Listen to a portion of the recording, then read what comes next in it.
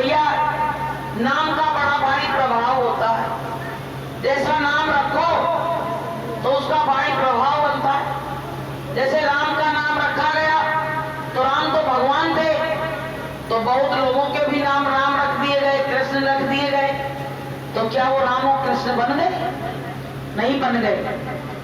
ऐसे ही एक बार क्या हुआ, एक व्यक्ति था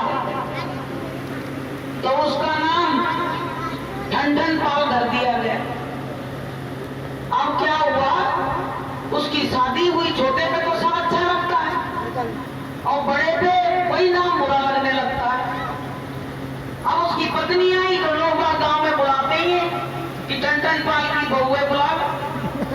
अब वो बड़ी परेशान, बोले हम तो एक शहर के हैं इतने सुंदर और नाम मेरा ऐसा खराब पति का नाम। तो बोले अपनी पति से, बोली सुनो जी अपना नाम बदलवाओ नहीं तो मैं घर छोड़ के चली जाऊं। तो पति बोला नाम नाम से क्या होता, कोई बोले तो बोल दिया करो, क्या करना नाम से। तो बोले तुम मानने वाले नहीं, मैं जा रहा। चली गई घर छोड़ के। अब रास्ते में जो निकले उससे पूछे तुम्हारा नाम क्या है, वो सोच रहे थे दुनिया में सबसे खराब नाम मेरे पति का है। तो एक ऐसे कोई स्त्री लकड़ी बीन रही थी, तो बोली बहना तुम्हारा नाम क्या है? बोले लक्ष्मी। अरे बोले लक्ष्मी नाम में लकड़ी बीन रही है? बोले बेकार। थोड़ी दूर और आगे चली तो वहां एक धनपाल नाम का व्यक्ति भूसा लेके जा रहा था गाड़ी लेके। बोले भैया भैया रुको जरा, अपना नाम बताए जाओ। तो बोले मेरा नाम धनपाल, तुम्हें क्या करना है? बोले नहीं हमें नाम से ही मतलब है, काम से। अब भैया तब तक थोड़ी दूर और चली, तब तक एक व्यक्ति की टटरी मटरी जा रही थी। तो बोले जी मर गए, इनका नाम क्या था? बोले अमरपाल नाम था। बोले जी अमर थे तो मर काहे को गए? बोले अमर थे तो मरे काहे को? मरना ही नहीं चाहिए था। तो उसने क्या कहा कि लकड़ी बीचल लकड़ी बीने लक्ष्मी और बुझ ढोए धनपाल, अमर सिंह तो चले गए, भले मेरे ठंडन गोपाल आ गई। आ गई उसने कहा तुम कहा को आ गई? बोले हमने सबका निरीक्षण कर लिया, अब तो हमें तुम्हें ही अच्छे लग रहे, तुम्हारा नाम बहुत बढ़िया है, अब तो हम तुम्हारे संग ही रहेंगे। तो प्रेमियों नाम की कोई वो नहीं होती है, नाम चाहे जैसे रख लो, हमारा काम सही होना चाहिए। नाम से कुछ नहीं होता है, काम से होता है। और हमारी समझ से अपनी समझ से हम बताएं, जैसे किसी का नाम रानी रख दो, तुम देख लेना वो दुखी जरूर रहेगी, क्योंकि वो रानी बन के नहीं रह सकती है, हमेशा अपोजिट चलता है, अपोजिट चलता है। तो प्रेमियों नाम चाहे जैसा हो, नाम के पीछे नहीं जाओ, काम के पीछे जाओ, उसके व्यक्तित्व के पीछे जाओ, उसके चरित्र को देखो कि उसका जैसा अच्छा है कि नहीं अच्छा है। नाम से क्या होता है? तो प्रेमियों ये माताएं बहनें इन चीजों को ज्यादा ध्यान देती हैं, तो तुम लोग इसका ध्यान देते। देखो आजकल बड़े बूढ़ों का बड़ा अपमान हो रहा है, इतना अपमान हो रहा है जिसका कोई हिसाब नहीं। वृद्धाश्रम भर गए हैं तो लोग घर में पड़े हैं और घरों में ऐसे कटु शब्द बोले जाते हैं जो बिल्कुल तीर की तरह चुभ जाते हैं। तो व्यक्ति सोचता है कि मैं क्या करूं, आत्महत्या कर लूं या मैं जहर खा लूं या फांसी लगा लूं, क्या करूं? ऐसी पीड़ा उसके अंदर होती है। जैसे कोई व्यक्ति बीमार है और ऊपर से उसके ऊपर टॉर्चर करो तो क्या होगा उसका परिणाम, उसका रिजल्ट क्या होगा, वो तो बाद में पता पड़ेगा। तो प्रेमियों हम सबसे हाथ जोड़ के विनती और प्रार्थना करते हैं कि ये बुजुर्गों को इतना बड़ा दंड अपराध मत दो, क्योंकि इन लोगों ने तुमको, तुम्हारे लैट्रिन को, तुम्हारे बाथरूम को धो धो के और इतना बड़ा किया, और आज जब उनका वक्त आया तो हमने उनको धोखा दे दिया। आज हमने मजबूर कर दिया तो वो जाके कहीं फांसी लगा रहे हैं और कहीं वृद्धाश्रम में जा रहे हैं और मर रहे हैं। तो प्रेमियों आज का दौर जो है वो बहुत खराब है।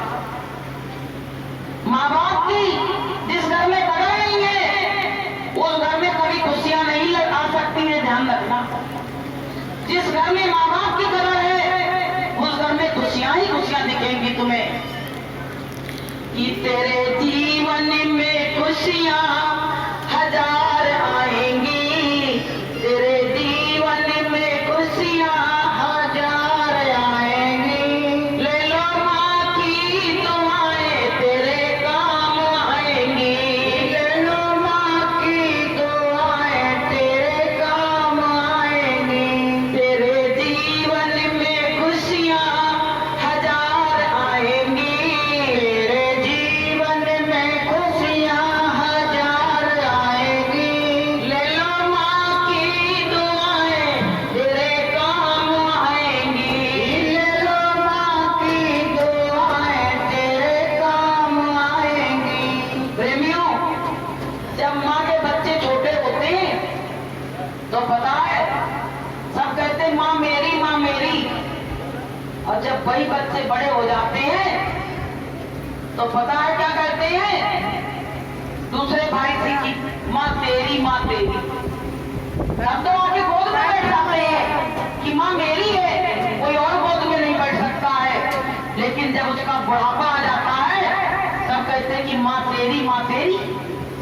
कहते किसी के हिस्से में धन दौलत आई, किसी के हिस्से में कुछ आया, लेकिन एक जो उसमें से लड़का था वो कहने लगा मैं बहुत भाग्यशाली हूँ जो मेरे हिस्से में मेरे माँ बाप आए। बोलिए प्रेम से। प्रेमियों, माँ बाप की कदर करो, इनके जाने के बाद तुम्हारे दरवाजे पे वो कभी लौट के नहीं आएंगे। तुमसे कुछ ना खाने के लिए मांगने आएंगे, न तुमसे सेवा लेंगे, लेकिन उनका तुम निरादर जो कर रहे हो वो बहुत बड़ा अपराध है। वो हमारे तुम्हारे भजन में विघ्न कारक है, ये हमेशा ध्यान रखना। और आजकल आपको बताए ठंडा मांस शराब पे लोग बहुत जोर दे रहे हैं, क्योंकि कलयुग जो है वो चरम सीमा पे चल रहा है। तो क्या है, लोग आज उतना ही अंडा मांस शराब के पीछे भग रहे हैं। सोच रहे जितनी जल्दी हो सके, जितना हो सके खा लो, नहीं तो हो सकता समय ना मिले। चिड़िया वाली कहानी सुनाओ बच्चों तो प्रेमियों, हमको तुमको ऐसा काम नहीं करना है। देखो आपको हम बताएं, हम अपने माँ बाप के लिए नहीं कर सकते हैं, लेकिन ये जीव जंतु जो हैं, मेरे सामने एक पेड़ लगा है तो उस पर चिड़िया वगैरह चिरौटा वगैरह बैठे रहते हैं। तो जब हम बालकनी खोलते तो उसको हम थोड़ी देर देखते हैं, तो वो क्या करती है, अपना घर बनाना है तो चिड़िया अपनी चोंच से एक एक सीख को लाती है और घर को बनाती है, फिर उसमें बच्चे देती है। तो देखिए वो काम इंसान भी कर रहे हैं और वो जानवर भी कर रहे हैं। एक बार क्या हुआ, एक बहुत बड़ा तूफान आया। जब तूफान आया तो एक चिड़िया ने घोंसले में बच्चे दिए थे।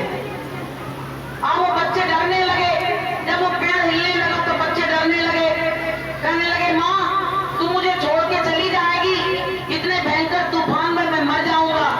तो माँ ने कहा बेटा तुमको हम छोड़ के कहीं नहीं जाएंगे, तुम घबराओ नहीं, मैं कहीं जाने वाली नहीं हूँ। बोले नहीं माँ मुझको विश्वास नहीं है, तू चली जाएगी।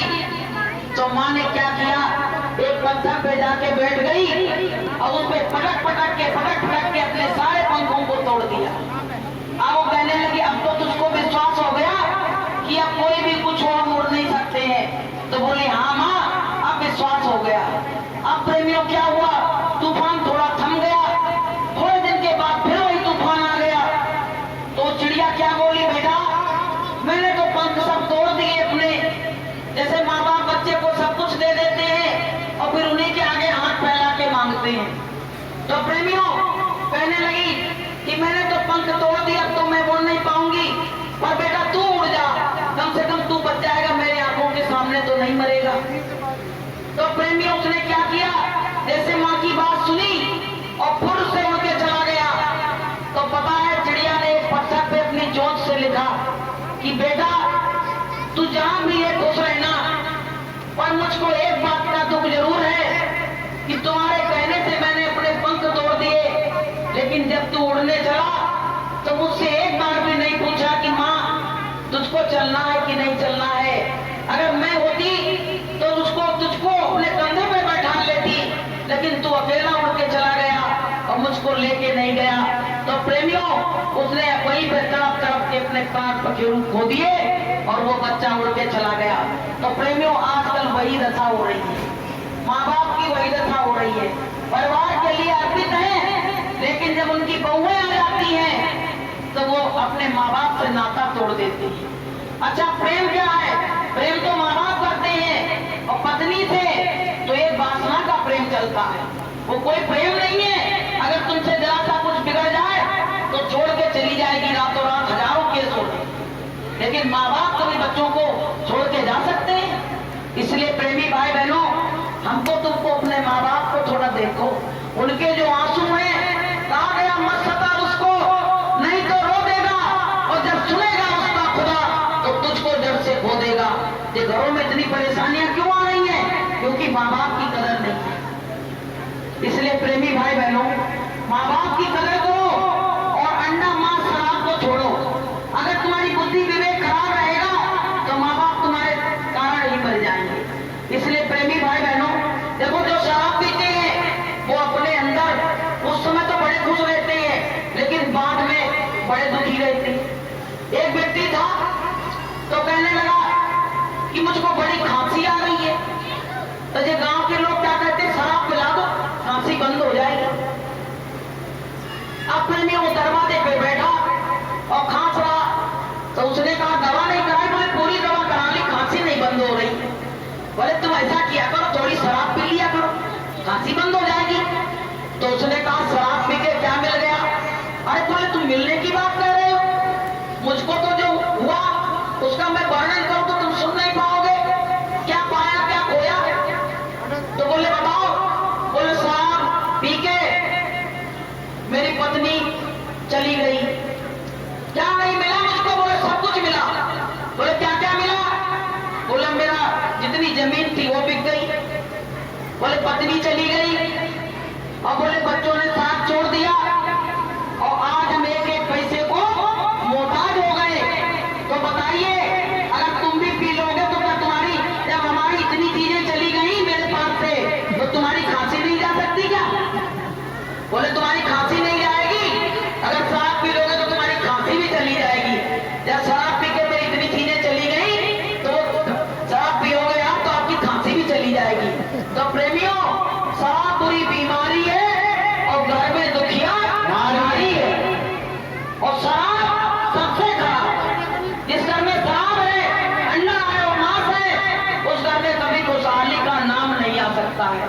इसलिए प्रेमी भाई बहनों, आप सब लोग अपने अपने पतियों को समझाओ। जैसे पतियों से जब पैसा लेना होता है तो बड़ी मीठी मीठी बोली बोलती हो, ऐसे वो कोई गलत काम करते हैं तो उनको थोड़ा प्रेम से समझाइए, गुस्सा से नहीं, नाराजगी से नहीं, उनको प्रेम से जीता जा सकता है। अगर तुम गुस्सा और नाराजगी करोगे तो वो तुमसे ज्यादा गुस्सा हो जाएंगे तो खेल बिगड़ जाएगा। इसलिए प्रेम से उनको मनाइए, प्रेम से उनको समझाइए और प्रेम से उनको अपना बनाइए। तो प्रेमी भाई बहनों, हमको तुमको जो मानव जीवन मिला है इसको शुद्ध और सरलता से जियो। बड़ी अशांति लोगों के दिलों में इस समय बड़ी अशांति मची हुई है। कल एक व्यक्ति इनसे मिला, कहने लगा कि हम क्या करें, मेरा कुछ दिमाग काम नहीं करता है, मुझको इतनी अशांति है कि मेरा मन ही कहीं नहीं लगता, मैं क्या करूं? तो हमने कही सुख तो पैसों से खरीदा जा सकता है, लेकिन शांति केवल गुरु के दरबार में मिल सकती है और कहीं मिल नहीं सकती है। इसलिए तुम साधन भजन करो और गुरु दरबार में जाओ तो तुमको शांति ही शांति मिल जाएगी। इसलिए प्रेमी भाई बहनों, ये मानव जीवन की कदर करो, क्योंकि ये रैन बसेरा है, यहाँ कोई न रहने पाता, ये चंद दिनों का डेरा है, और हंस उड़ जाएगा और कोई न साथी तेरा साथ निभाएगा। इसलिए हमको तुमको अच्छे सत्कर्म करो, अच्छे विचार अपने अंदर रखो, तो तुमको अपने अंदर सुकून और शांति रहेगी। तुम जब खुश रहोगे तो तुम दूसरों को भी खुश कर सकते हो। इसलिए प्रेमी भाई बहनों, अब हम ज्यादा समय न लेके रमेश भाई को आह्वान करेंगे, वो आए और गुरु महाराज के संदेश को, थोड़ा सा माता बहनों को देर हो जाती है तो ये भी समझने की बात है।